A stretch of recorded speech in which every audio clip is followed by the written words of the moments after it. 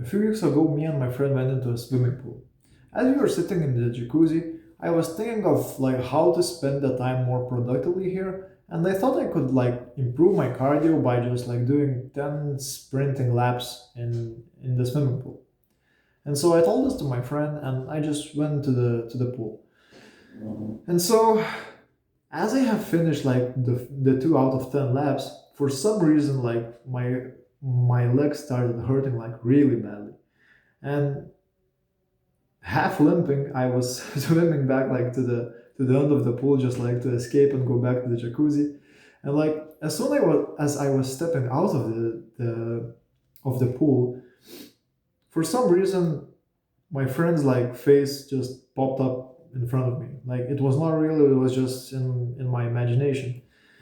And I thought, yeah, I have told him that I am going to do like 10 laps, and I have just barely done even two. I felt quite shameful about it, and I just came back into the pool. And with my hurting leg, I was going through the pain, but I have finished the remaining 8 laps. All of this shows that accountability is a really strong partner of yours. And one of the main principles of accountability that can be clearly seen in this story is that accountability basically works like this: you can turn yourself down, but you can't turn the other people down. So I can give you a great example of this. So let's say that you and your friend are going to the gym and you're doing chest.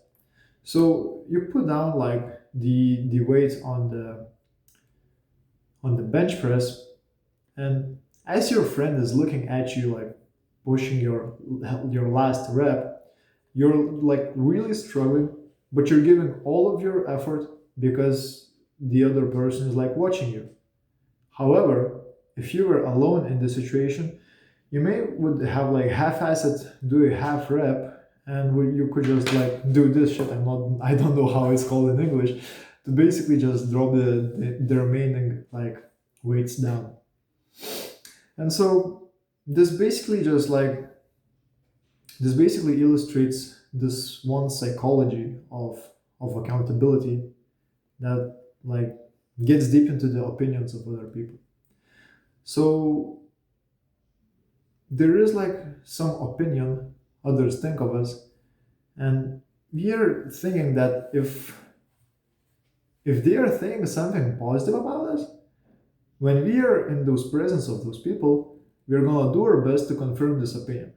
I don't know if you understood a word of what I was saying here, but basically I can illustrate this with an example of what happened to me yesterday.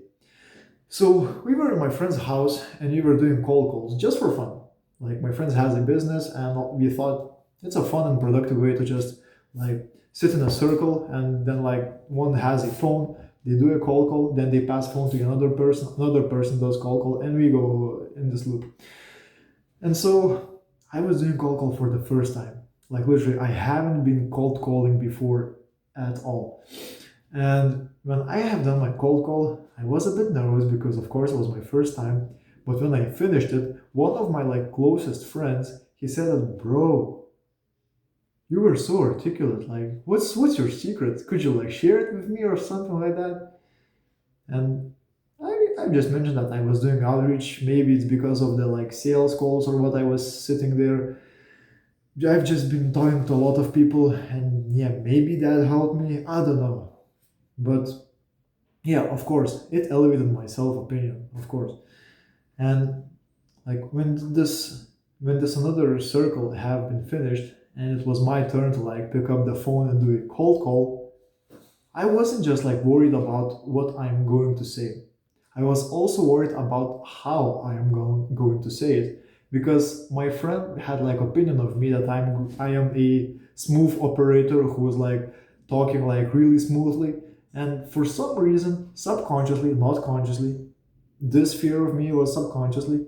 I was thinking that I should I should perform well, and of course, this just induced a performance anxiety in me.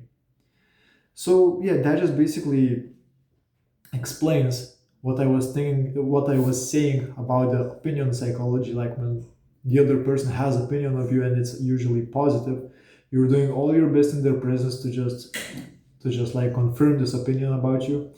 And this just basically shows like how accountability can be really strong, and you can leverage it to reach your goals, like I'm doing it right now, for example. If you remember, the day before I have uploaded my first YouTube video, that I was talking like about how the new era begins and how like I am going to start uploading more videos, so in order so like I could showcase my knowledge and show my consistency, so like the other people who like need copywriting services or marketing, they may, the chances of them like hiring me could like skyrocket or something like that. So yeah, that was my goal of those YouTube videos, and also like providing value to you guys so the reciprocity effect could happen. So yeah, that's the accountability. That's accountability of me right now, just like talking to camera, uploading this video to YouTube, guys. So yeah, you can leverage this accountability thing. It doesn't cost you anything. However, if you don't want to do it, then no one forces you to do it. You can just keep doing what you're doing. You can keep getting the results of that you've been getting, and keep living the same life without like any progress. It's up to you. But yeah, just like leverage the accountability. This accountability thing, as I mentioned, is free. You can do it with your mother, with your like sibling, with your friend. It's free. You can just say others, I want you to keep me accountable for doing X, Y, and Z. Like I want to do 20 outreaches today. So I just wanna make sure that you keep me accountable that I'm gonna do those 20 outreaches today. And like if I don't do it, then I'm just gonna give you €5 or something like that. Accountability is a strong weapon you can use, and it's free, and it's a really great tool that you can use to get closer to your goals. So that's what I wanted to talk with you guys today. And yeah, let's keep each other accountable.